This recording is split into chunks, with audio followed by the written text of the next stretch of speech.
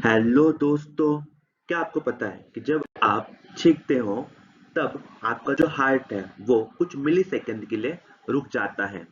और अगर आपके चीखते समय आपकी जो छींक है उसको कंट्रोल कर लिया, उसको बाहर ही नहीं आने दिया, कंट्रोल कर लिया, तो आपके जो हार्ट की जो ब्लड वेसल्स होती हैं वो ब्लड वेसल कंप्लीटली डैमेज हो सकती हैं और उसके कारण आपके हार्ट को प्रॉब्लम हो सकता है।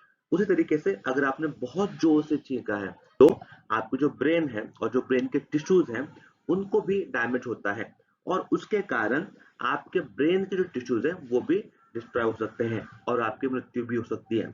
इसी के लिए आप जब भी चीखते हो तो आपको आराम से चीखना है और आपकी चीख को कभी भी रोकना नहीं है।